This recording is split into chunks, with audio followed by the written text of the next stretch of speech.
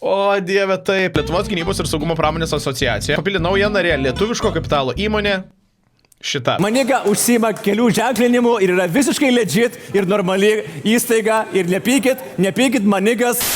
Prie asociacijos prisijungė šita įmonė, viena stipriausių Lietuvos inžinerinių ir technologinių sprendimų įmonių per kelis dešimtmečius tapusių lyderiaujančią pažangios infrastruktūros srityje. Čia viskas legit, viskas cool, bet... Kaip tokį dalyką užsienyje parodyti? Aš nežinau. Nu, ta prasme, kokiam nors užsienio partneriam. 435 reakcijos, iš kurių...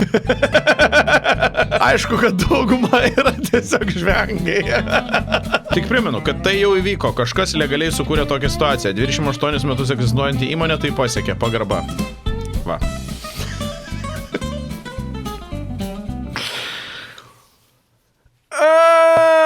Pažiūrėk apačioje juridinio asmens istoriją.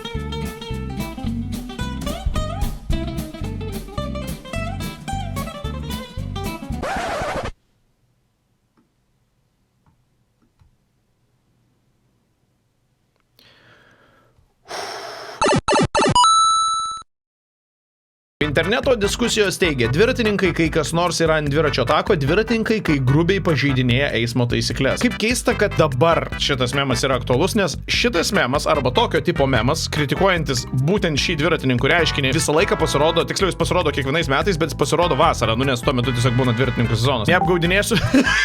Neapgaudinėsiu, visko būna.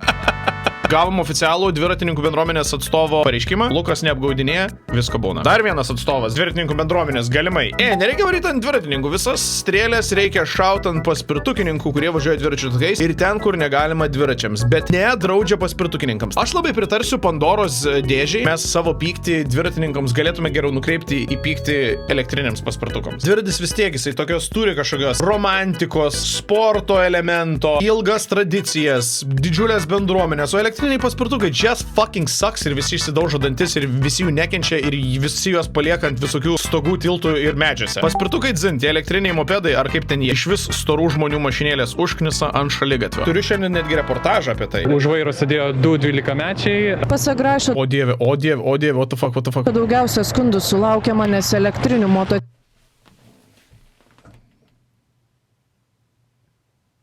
Jau, kas čia dabar? Eilinį kartą išmaudytas dešrinis. Tiesiog visą laiką prisiminkim, kad šitas žmogus dėl savo bukumo net negauna teisės dirbti su įslaptinta informacija, nes jį gali bet kas, bet kada, bet kokiu klausimu apgauti su fucking močiutės lygio mailu. Viskas, nesitrigerinam. Memas geras, video dar geresnis. Lietuvos rinkėjų tipai. Antisemitinis.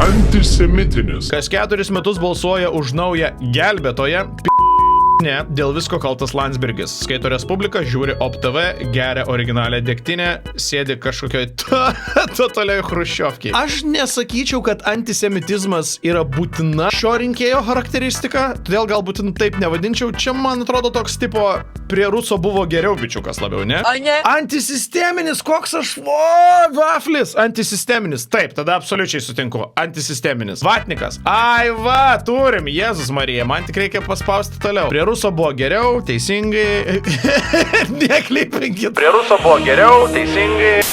EU ir NATO yra blogis, konspiracijos teorijos, balsuoja už Vaitkų, žiūri NAKO televiziją arba ekspertą EU ir tada lėkštutį žiūri. Tada yra Vilniaus burbulas, Lietuva klestinti šalis, dirba ofise, balsuoja už už Tėvynės sąjungą, žiūri LRT ir Laisvės TV apie 35 metai. Tai čia jau tikriausiai aš esu Vilniaus burbulas, dauguma jūsų gal irgi. Ūkininkas nenori jokių mokesčių, kiekvienais metais važiuoja Vilnius su traktoriais, balsuoja už valstiečius. Ūkininko patarėjas skaito ir bet užtat pasižiūri TV3, va, okei, kaip ir mes. LDDP nostalgikas. Brazauskas buvo tikras vyras, prie Ruso nebuvo taip blogai. Va, čia šiek tiek švelnesnė retorika Ruso atžvilgių. Konservatoriai pasikėlė, balsuoja už senus socdemus. Al rytą paskaito ir Anykšta, turbūt koks nors ten yra vietinis laikraštukas. Sąjūdžio nostalgikas. Landsbergis išgelbėjo Lietuvą. Balsuoja už konservatyvius TS LKD. Socdemai yra komunistai. Krikščionis. LRT skaito ir žiūri žiūri ir klauso Marijos radiją. Gal aš truputėlį net Sąjūdžio nostalgikas esu. Nacionalistas, myli Lietuvą, imigrantus lauk, palaiko Sinicą.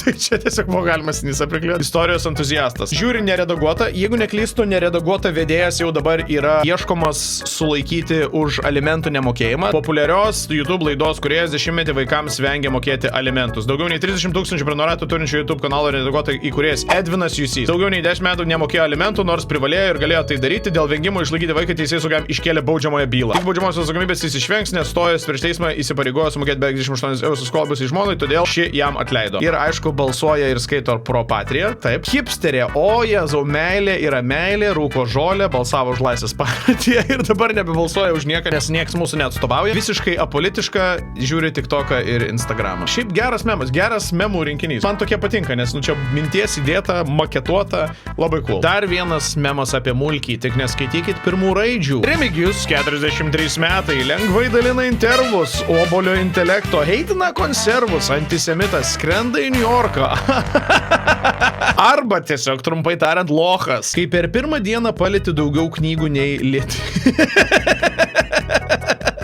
Turiu pripažinti, irgi skaitau per retai ir per mažai. Tai ne man mėtyt šitos akmenis, bet fucking labai juokingas memas. Jo iškalba tikrai suponuoja, kad tai yra žmogus niekada nesusidūręs su jokia literatūra. Aš noriu, kad įvestume, atrastume nuo šiukšlių, atsikraitume šiukšlių, tai yra patyčių šiukšlių, keiksmažodžių šiukšlių, tų vaizdų, kurie yra neįtin malonus tiek mano atveju, tiek kitiems žiūrint į situaciją. Kaip suprantu, parlėkė asteroidas arba kometa į mūsų pasaulį, kas iš pradžių gal ir neatrodo labai patrauklu. Bet jeigu mes sužinotumėm, kad jį lekia tiesiai į Maskvą, gal tada ir pasvarstytume 2 kartus iš tikrųjų. Gal ir tada reikėtų priimti tą kometą. Aš sutinku. Nepaisant to, kad turbūt vis tiek tektų visiems nusišluot nuo žemės. Tai kuris rinkot juos? Jei aš nebalsavau už Nemuno aušrą ir tu nebalsavai už Nemuno aušrą, tai kas tada balsavo? Mes šiaip matėm, kas balsuoja. Lukas Keraitis rado, kas už jos balsuoja. Nemuno aušra daugiausiai palaikymo sulaukė vakarų Lietuvoje, o Kelmės Šilalės apygardoje išrinktas Remigijus Žemaitaitis. Ir ten tiesiog žmonės pasakė, kad jisai sako tiesą. Todėl, kad jis teisybę sako. Jisai kalba tiesą. Ти švies sako, viską reikia. Nu ir dar buvo davęs 500 eurų vienam žmogui. Tata buvo nudegus, tvartas ūkinis nudegė Josef. Jis atvažiavo, apžiūrėjo, ištraukė 600 eurų iš kišenės jai. Tiesiog. Kad Lietuvoje taip būtų. Kinija įvedė naują taisyklę tinklaraščių rašytojams. Norėdami aptarti medicinos, teisės, finansų ir švietimo temas, dabar jiems reikės turėti aukštąjį išsilavinimą. Čia yra geras bairis, ta prasme, kad aš turbūt net pats esu nekartą išreiškęs, kad o dieve, jeigu jūs visiškai neturite nieko bendro su sritimi, tai nevaidinkit tos srities specialistų, kaip kad, pavyzdžiui, COVID metu buvo be galo populiarus reiškinys, dėja, bet, šiaip bendrai tai čia yra toks, autoritarinis žodžio laisvės varžymas. Dėmiko susiradęs naują merginą be like. Sudėti papus, nupirkti šibai. Tai gal tipo abus Dabar nereikia nei to, nei to. Nei papų, nei šeimos, viskas perfect. Bet labai geras memas, ačiū labai. Ponas Kaunas 2 kartus buvo Nacionalinio saugumo ir gynybos komitete. Cool stuff. Bet tiesiog 3 metus etatinis dragūnų bataliono budėtojas. Dar 2 metus brigados Žemaitija budėtojas. Ir nuo 23 yra Stratkomo Working Group dalyvis, dalyvavęs karinio rengimo renginiuose. Aišku, kad yra daug labiau kompetitingas eiti krašto apsaugos ministro pareigas. Kaip 2 vandens lašai Vaclovas Šidlovskis, jeigu neklystu, čia yra vienas iš tų bomžų, kuris dalyvavo 6-0 milijonas, ar ne? Aš esu bomžas. Ir Emil. Before ir after, gal čia toks labiau. Tai, kad čia būtų before, turbūt. Užfiksuotas kadras, kaip Blinkevičiūtė gelbsti antisemitą, ne antisisteminį. Antisemitinis. Antisemitą Žemaitaitį. Oh my fucking god, hebra, ok. Kai vakare turi kitų planų.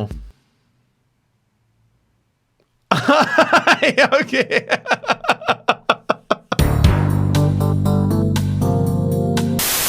Aš mačiau viską. Smetonos laikus atsimenu.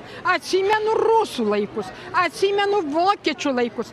Atsimenu vėl rusų laikus. Bet tai kiek jai metų tada? Jinai net netrodo tokia sena. Bet dar tokios bliatstos, atsiprašant, tikrai nebus. Net pačiam paminėtajam gėda. Tai vieną narį mes davėme Vytautą Sinicą, kad jumis patvarkytų, kad pagautų jumis vogiančius, žulikovojančius ir panašiai. Dabar nusprendėme, kad jūs... kad pagautų jumis vogiančius, žulikovojančius ir panašiai. Dabar nusprendėme, kad jūs esate tikra teroristinė organizacija. Net balta lietuviui yra gėda už šūdus, kurie pilasi iš Žemaitaičio burnos. 36 weeks later. Ui, savo per 7 dienas tiek laikų surinko, tiek apvautų, atsiprašau, surinko. What the fuck, kas čia tokio? Kauniečiai, kai reikia kovoti prieš korupciją savivaldybėje. Kauniečiai, kai reikia Ei! Kauniečiai, what's up? Kas vyksta? Norit pasiaiškinti, kas nors? Easy, kauniečiai supranta, kas yra žudikas, kas yra korupcija, nesupranta. Kaunas yra Kaunas. Iš pradžių turbūt žudikas su rytfaniu sumaišė. Jokingas bairis. Nusikaltelis gali būti bet kur. Nusikaltelis. Tipo, kad jisai buvo su raudonas striukė, tai lengvai atpažįstamas. Tai jau tikrai įspūdingi skaičiai. Po mitingo šalin rankas ryšio operatoriai pateikė oficialius duomenis. Surinko 40 000. Ką? Aš manau, kad net ir daugiau turbūt žmonių sutinka su šito protesto sentimentu. Nes man atrodo, kad vien peticiją pasirašė ten per kelias dienas virš 100 000 žmonių.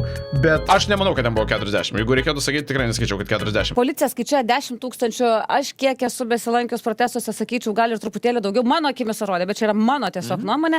Telekomunikacijų atstovai skaičiavo ten iki 40 000. Tai čia turbūt irgi sunkiau gal būtų sutalpinti. Neįmanoma ten 40 000 žmonių sutalpinti. Aš manau, kad buvo tikrai gal virš 10 000. Aš manau, kad buvo kažkas turbūt tarp 10 ir 15. Ir tai jau yra labai gerai, kad žmonės susitelkė vidury darbo ir tokia lietinga, lieva diena buvo ir vis tiek tiek daug susirinko. Klientų, kurie atėjo į šiandienos protestą aktyviai naudojosi bitės internetu, skambino ar siuntė SMS buvo daugiau kaip 5000. Vis tik buvo ir tokių, kurių išmanieji ilsėjosi kišenėje, arba žmonės filmavo, fotografavo, bet ryšių nesinaudojo. Tam, kad suskaičiuoti juos, reikia išsamesnės analizės ir sudėtingesnių raportų. Juos įvertinti galėsime rytoj. Toks ekspertų vertinimas ar vadinamasis calculated guess būtų apie 10 000 bitės klientų šiandienos mitinge ir aplink jį. Srautas buvo bent 5 kartus įprasto. Bet čia tipo tik bitės, ane? Apie protestų dalyvių skaičių. Ant Mažvydo bibliotekos stovi Telia bazinė stotis, per pietus registravo apie 15 000 vartotojų. Čia tik viena Telia bazinė stotis. Vien Telia tinkle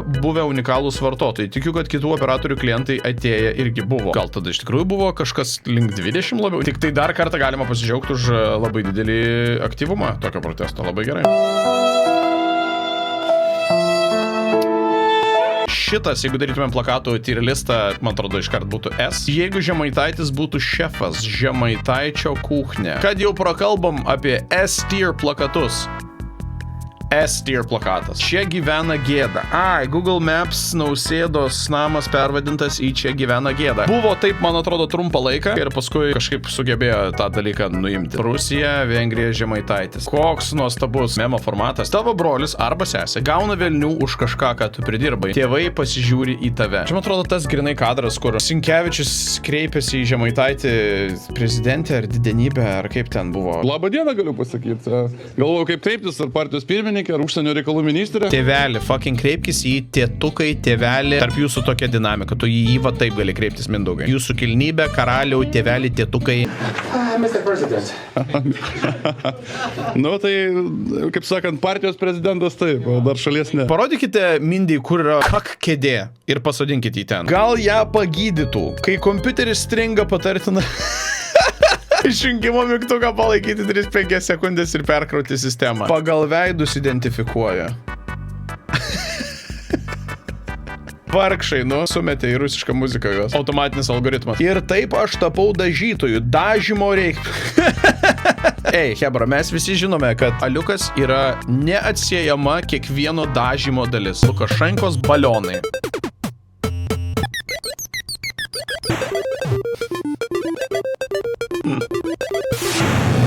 Aš dar iš pradžių detalių nepamačiau, čia protestuojantys žmonės, čia Ruginienė, okei, bet va čia dar yra užrakinti mūsų vilkikai Baltarusijoje, užstrigę visi vežėjai, Jėzau kaip miela, kalbant apie balionus. Привет, Ингуця! Я отворался баллонас, pilnas kalėdinių dovanėlių. Tu žiūrėk, kad virš Litva dangus būtų švaruška, da? Ой, как хорошо, батка. Laukiu balionėlių. Mes jau oro uostą uždarėm, все в порядке. Absoliučiai siaubinga. Ačiū labai. Mano šeimai grasina. Pirmas kartas. Wow, Ruslanai, fucking šveplas, avi, nepaverk daugiau. Kaunas yra Kaunas. Policija patys, nebandykit sulaikyti žudiko, jis gali būti pavojingas. Ir taip kiekvieną dieną, o valdžia sako nieko blogo, atvarai į oro uostą. Šiaip internet rašo, kad čia kiekvieną rytą apie 150 oro balionų pakilna. Wow, nu jau, kokį 30 pakėl. Koks geras! Oi, labai quality memas, labai geras memas, šitas labai patinka. Partija yra pasiruošusi priimti bet ką.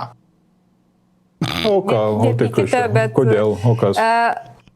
Tai gerbiami kolegos, aš turbūt čia labiau žiūrintiems. Nu, sakyk. Noriu padėkoti tiems, kurie nusprendė, kad mano žmonai parašyti grasinančių. No one gives a fuck, nieks tavo žmonai nieko negrasino, ką tu čia dabar nusišneki? Žinučių yra geras būdas mane palenkti kitai balsuoti, tarp kurių buvo grasinimai išprievartauti. Ypatingai netikiu, kad kažkas ją grasino išprievartauti. Ir tokie žinutės kaip eiktų na bebro boba. Nu ir gerai, kad pasakė, tai ką? Tai ačiū jums labai. Nedėkok, sveikas atvykęs į politiką. Eik fucking paverk į kampą.